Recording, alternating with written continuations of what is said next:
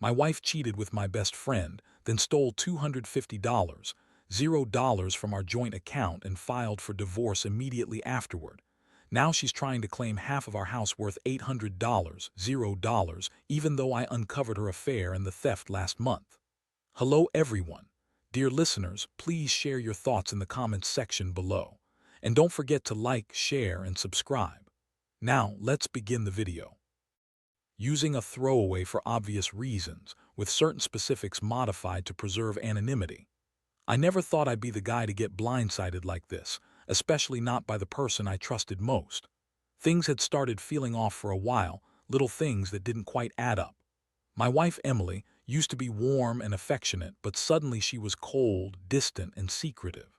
She'd brush off my questions with a snappy attitude, tell me I was overthinking, that I was paranoid. But I knew her too well. Something was wrong. It all came to a head one night when I decided to check our joint bank account. I'd been noticing odd charges, small, out-of-place expenses that didn't make sense. I'd always handled our finances, so I knew every dollar that moved through that account. But recently, I'd seen withdrawals I didn't recognize, and now I was curious enough to dig deeper. I pulled up the statement on my laptop, expecting maybe an error or some accidental charge, but what I saw hit me like a punch in the gut. There was a transfer of $250, $0, made just 2 weeks ago. That's $250,000 gone from our account. I stared at the screen, stunned. How the hell could she do this? I immediately knew it wasn't just a mistake or some weird bank glitch. Someone had to have manipulated her, or maybe she was willingly involved. I also noticed some suspicious transactions, large payments to a private account, and oddly enough, payments that coincided with her recent trips out of town. Trips she told me she was working late or visiting her sister. Then I remembered the little things she'd been doing lately, secretive texts, taking her phone everywhere, even to the bathroom. She started wearing a different scent, and she'd come home late more often. I'd thought she was just busy with work, but now I knew better. The signs were there, and I just hadn't wanted to see them. I sat there, stunned, trying to process what I'd just seen. My mind was racing. I felt betrayed, angry, and deeply hurt. How could she do this? Not just cheat on me, but steal from us. I'd built everything with her, our house, our life. And now it all seemed like it was crumbling. I knew I had to confront her, but I wasn't ready. I needed to gather more evidence, figure out exactly what was going on before I said a word. That night I stayed up late, going through bank statements, emails, her phone. I found texts, flirty messages with her so-called best friend, Jake. They'd been texting about meeting up, about sneaking around, and even about the affair. I saw photos on her phone, screenshots of flirtatious texts, photos of Jake's face, and even photos of Emily in bed with him. That was the moment I knew for sure she was cheating. I felt sick. My stomach was clenched so tight I thought I might throw up. All those years, all those moments I thought were real, gone in an instant. I couldn't believe she'd do this to me, our marriage, our life together. And the worst part, she was lying through her teeth, denying everything when I confronted her. She told me I was paranoid, that I was imagining things, that I was accusing her without proof. But I had proof now. I had her texts, her photos, her bank statements. How could she lie so easily? I was furious, but at the same time heartbroken. I kept thinking about all the times I'd trusted her, loved her, supported her. And she was out there screwing my best friend Jake behind my back. The betrayal was so deep I didn't even know how to feel anymore. I just knew I couldn't stay silent. I had to do something. I had to decide what my next move was going to be. That night I made a vow. I wasn't going to let her get away with this. She thought she could lie, cheat, and steal her way into some new life, but I was going to make sure she paid for what she did. No matter how much it hurt, I was going to fight for what was mine, our home, our money, our dignity. And I knew this was only the beginning. The next morning, I woke up feeling like a complete fool. I'd spent the entire night staring at my laptop, going over every detail, trying to piece together how she managed to pull this off without me catching on sooner. The betrayal wasn't just about the money or the affair. It was about the trust I'd lost, the sense that I'd been living with a stranger all this time. Emily had always been a little bitchy, but I never thought she'd be capable of this level of deception. I knew I couldn't just confront her without a plan. If she was lying about the affair and the money, I had to be smart about how I handled it. I started by calling a private investigator. I figured if I was going to prove her cheating, I needed undeniable proof. I wasn't about to let her spin some sob story to save herself. I found a guy who specialized in tracking down affairs and financial frauds. He was expensive, but I didn't care. I needed the truth. While waiting for the pie to gather intel, I decided to check her phone. I'd been cautious. She always kept her passcode locked, but I knew her pattern now. I guessed it. After a few tries, I got in. What I found confirmed everything I suspected. Hidden messages with Jake, secret photos, and even a conversation where she was planning to leave me and take the house, claiming she deserved half because we'd been stuck in this marriage for too long. That last part made me want to punch something. I also found out she'd been talking about getting a divorce for months. She'd been planning her escape, all while pretending to be the perfect wife. I felt a mix of rage and sadness. How could she do this? How could she lie to my face, pretend everything was fine? The worst part was that she'd always been a little bitch about money, stingy, manipulative, and now, apparently, a thief and a cheat. The pie called me the next day. He'd uncovered a lot. She'd been in contact with Jake constantly, meeting him secretly and transferring money from our joint account to her personal accounts I didn't even know about. She opened new accounts in her name, hidden assets, and was making plans to leave with a chunk of my house's value. I felt sick thinking about her walking away with half of everything, even though I knew she was the one who'd betrayed me. I decided I had to act fast. I sat her down that evening, knowing she was probably out with Jake or somewhere hiding her lies. I told her I knew everything, the affair, the stolen money, her plans to divorce me. Her face twisted into that familiar bitchy sneer. She denied everything at first, tried to spin some bullshit about how I was paranoid, jealous, and imagining things. She told me I was being unreasonable, that I was overreacting, and that I had no right to accuse her without proof. But I had everything I needed now. She looked at me with those cold, calculating eyes and lied straight to my face. Said she'd never cheat, never take a dollar she didn't earn, and that I was just jealous of her success. That she was tired of my distrust and wanted out of the marriage. She kept spinning her lies, but I'd heard enough. I told her she was caught, that I knew about the affair, the theft, and her plans to take the house. That I wasn't going to let her get away with. Her reaction, pure bitchy attitude. She started crying not because she was sorry, but because she was annoyed that I was ruining her plans. She accused me of being controlling, jealous, and paranoid, said I was the reason she had to cheat and steal. She even tried to turn it around, saying I was the one who'd driven her to it, that I was never enough. Honestly, I wanted to punch her right then and there, but I kept my cool. I knew I had to be strategic. Over the next few days, I made plans. I contacted a divorce lawyer, gathered all the evidence, bank statements, texts, photos, the pie's report. I was furious, but I also felt a strange sense of relief. For the first time in a long while, I saw a way out of this nightmare. I realized I'd been living with a manipulative, selfish woman who only cared about herself. She lied, cheated, and stolen from me, and now she was trying to take everything I worked for. I knew she'd try to claim half of the house, even though she didn't deserve it. That was her next move. She was already talking about our house like she owned it, but I wasn't going to let her get away with this. I had enough evidence to fight her in court, and I was ready for that battle. I wasn't about to let her walk off with my life savings, my house, and my dignity. The emotional toll was immense. I felt betrayed, angry, and humiliated, but I also felt determined. This wasn't just about money or infidelity anymore. It was about standing up for myself, reclaiming what was mine, and making sure she paid for her lies. I'd been a fool for trusting her, but from now on I was going to be smarter, stronger. I'd learn from this, even if it hurt like hell. After I gathered all my evidence, I knew I had to be careful about how I approached her. I didn't want her to get wind of what I knew before I was ready. I decided to wait, to let her keep digging her own grave. Meanwhile, I reached out to a lawyer I found through a friend, someone who specialized in divorce and asset division. The moment I explained everything, he told me I had a solid case, especially with the proof I'd collected. That gave me a small sense of relief, but I knew the worst was yet to come. In the meantime, Emily kept up her act of innocence. She still tried to act like everything was fine, even more so after I confronted her. She threw a tantrum, calling me paranoid, accusing me of spying on her, and saying I was ruining her life for no reason.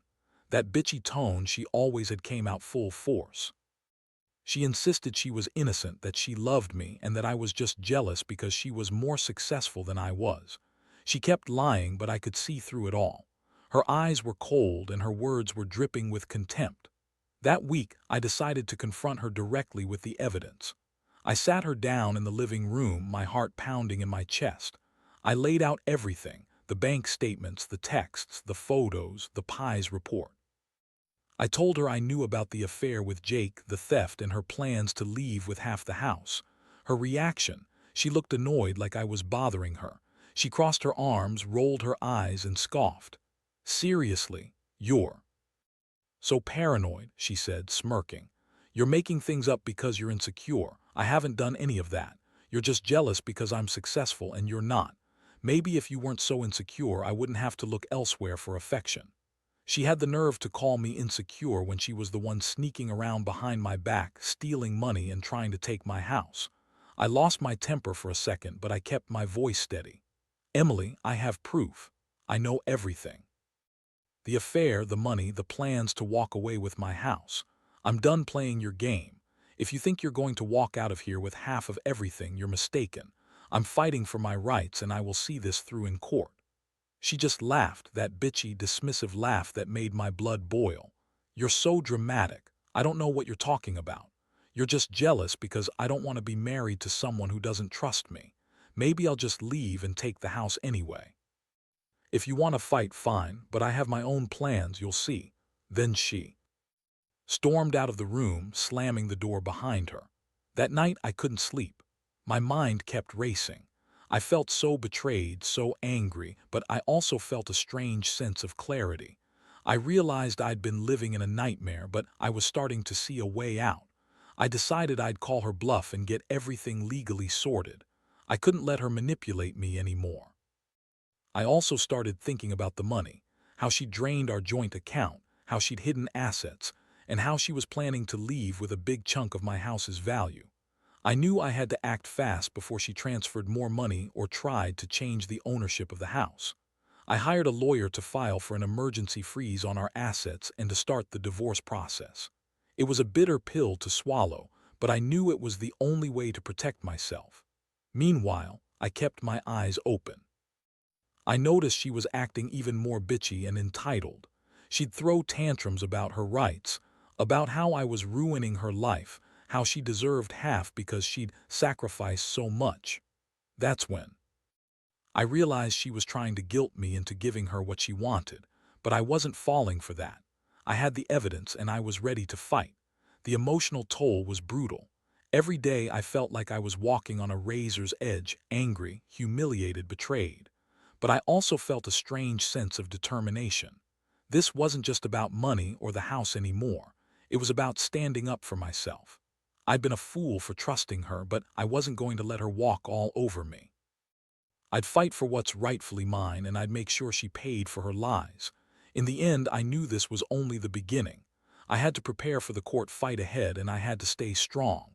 I couldn't let her manipulate her way out of this. I had to stay focused, keep my emotions in check, and trust that the truth would come out.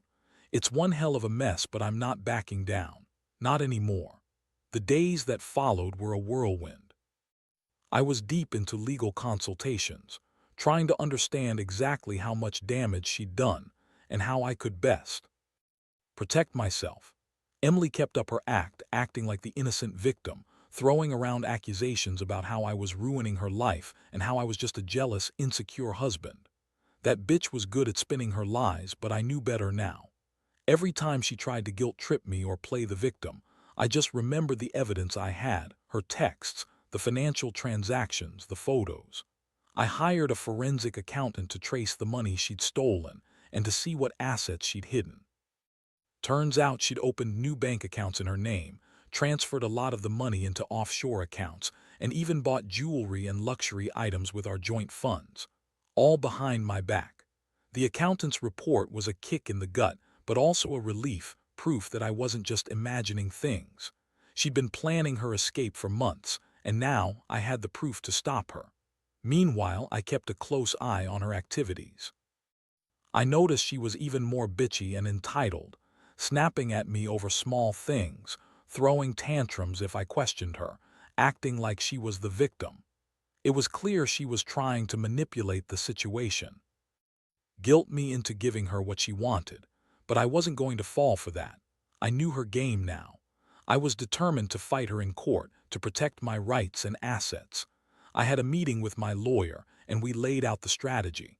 We filed for an emergency injunction to freeze her assets and prevent her from transferring any more money or changing ownership of the house. We also filed for divorce. I told the lawyer I wanted full custody of the house, considering all her lies, theft, and betrayal. He said I had a good shot, especially with the evidence I'd collected. That was a small comfort, but it made me feel a little more in control. Throughout all this, Emily's attitude only got worse. She started accusing me of trying to control her, of being jealous, of ruining her plans. She called me insecure and possessive, which made me laugh bitterly. She thought she was clever, but I knew her tricks now. She was just trying to turn the tables, to make herself look innocent while she schemed behind my back. One evening, she threw a fit over dinner, screaming that I was ruining her life and that she deserved half of everything because she had sacrificed so much. That's when I finally snapped. I told her she was a lying, manipulative bitch and that she was not getting anything from me that she didn't deserve. I reminded her that she'd betrayed me, stolen from us, and lied her way into her little fantasy world. I told her I wasn't going to give her the house, the money, or anything else. She was going to have to face the consequences of her actions. She looked at me with that cold, bitchy glare, then stormed out of the room, slamming the door behind her. I sat there, exhausted, feeling both angry and defeated. But deep down, I knew I was doing the right thing. I'd been played, tricked, and betrayed, but I wasn't going down without a fight. I'd start the court process soon, and I was determined to get justice. The emotional toll was immense. I felt like I was drowning in a sea of betrayal. Every time I thought about her, I got angry all over again. I kept asking myself how I'd missed the signs, how I'd been so blind to her true nature. But I also knew I had to stay strong for myself, for my future, for the house I built. I was tired of feeling like a victim, but I refused to be one anymore. I kept telling myself this was a battle I could win, even if it meant losing a lot along the way. I'd been naive, but I was learning. I was learning that some people, especially someone like Emily, are just selfish and manipulative. They'll lie, cheat, steal, and then try to turn everything around to make themselves look like the victim. But I wasn't going to let her get away with it. I had enough proof to fight her in court, and I was ready to do just that. Whatever it took, I was going to protect what was mine, my house, my money, and my dignity. The court dates were set, and I knew everything was about to come to a head. I spent days preparing my case, gathering every piece of evidence I had, bank statements, texts, photos, the PI's report, and the forensic accountant's findings. It felt like I was building a fortress around my life, trying to protect what little I had left of the marriage and the assets I'd worked so hard for. Emily, of course, was still continuing her act, playing the victim, crying crocodile tears, claiming she was unfairly accused of everything. She was clearly trying to manipulate the situation to her advantage, but I wasn't buying it anymore. I remember the day of the hearing vividly. I was nervous, but also angry. I knew I had the evidence on my side, and I was determined to see justice done. Emily showed up in a designer dress, makeup perfect, acting like she was the innocent wife who'd been wronged. She sat across from me, sneering every time I looked her way. The judge listened carefully as my lawyer laid out the case: the theft, the affair, her plans to leave with half the house, and her attempts to hide assets. When Emily finally took the stand, she spun her usual web of lies. She claimed she'd never cheated, never stole a penny, and that I was just paranoid. She even had the nerve to say I was controlling and jealous, trying to paint herself as the victim. But I had the evidence. I presented the text messages, the bank statements, and The Pie's report. Her face turned pale as I laid out everything. She tried to deny, to spin her lies, but it was obvious she was caught. The judge looked at her with a mix of skepticism and disdain. When it was my turn, I told the truth, how she betrayed me, stolen money, and planned to leave me with nothing. I explained how her lies and manipulations had destroyed any trust we once had. I asked the court to deny her claim to half the house, citing her infidelity and financial misconduct.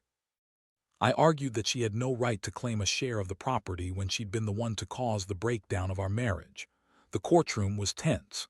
Emily's bitchy attitude was on full display as she tried to argue her case, but I could see the cracks in her facade.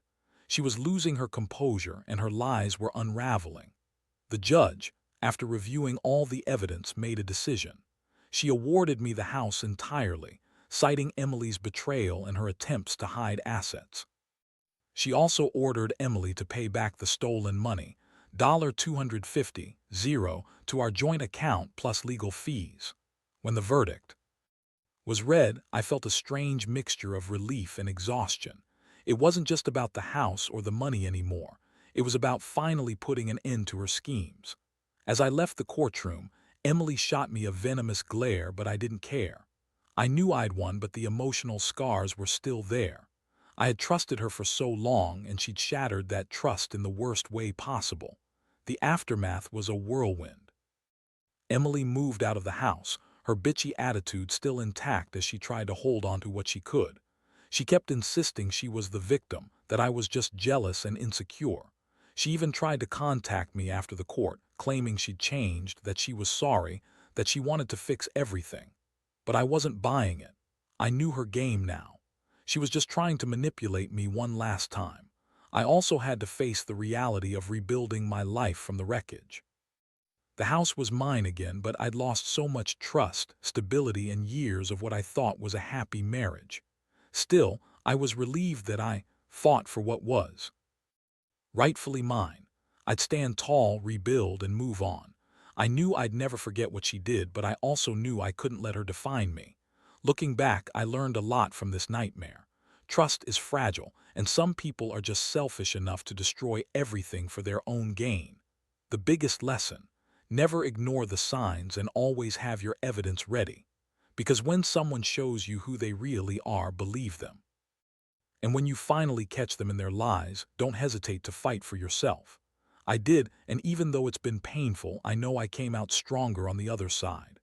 After the court's decision, I thought I'd feel relief, but honestly, it's been a strange mix of emotions. On one hand, I finally have my house back, and I've stopped her from walking away with a huge chunk of my life savings. On the other, I can't shake the feeling of betrayal. Emily's lies and manipulations cut deep, and even though I won the legal battle, I know I'll carry scars for a long time. She tried to come back a few times after the court, acting like she was genuinely sorry, claiming she wanted to make things right. But I saw through her every time. She's still the same manipulative, bitchy woman who thought she could lie her way out of everything. I told her I didn't want to see her again. I told her I'd move on, that I was done being her punching bag. The truth is, I don't think I'll ever fully trust her again, and honestly, I don't want to. The house is quiet now. I've started the process of fixing it up, making it into my own space again. I've also been going to therapy, something I should have done sooner, to deal with the emotional aftermath. It's been hard, no doubt, but I know I'm better off without her constant scheming and lies. I've realized that I deserve someone who respects me, who doesn't cheat, steal, or manipulate. Looking back, I see how blind I was for so long. I thought I was building a life with someone I loved, but she was just using me to get what she wanted. The betrayal was shocking, but it also opened my eyes to what kind of person she really is. I've learned that sometimes the biggest act of love you can give yourself is to walk away from a toxic situation, no matter how painful it is. I've also learned the importance of standing up for yourself. I never thought I'd be the guy to fight so hard for what's rightfully mine, especially not after trusting someone so completely. But I did. I fought for my house, my money, my dignity. And in doing so, I found a new sense of strength I didn't know I had. It's made me realize that no matter how much someone manipulates or betrays you, You have the power to take control back. To anyone reading this who might be going through something similar, I'll say this: trust your instincts. Gather your evidence early. Don't let anyone, especially someone you love, gaslight you into doubting yourself. When the truth finally comes out, stand your ground. Fight for what's yours because no one else will do it for you. And above all, remember that your worth isn't defined by someone else's lies or betrayals. You are stronger than you think, and even in the worst moments, you can find a way to rebuild. I don't know what the future holds, but I do. Know I'll be okay. I've learned that sometimes the biggest lesson is about survival, about surviving someone's betrayal and coming out the other side with your dignity intact. And trust me, that's worth more than any house or money. It's about reclaiming your life piece by piece and never letting someone take that away from you again.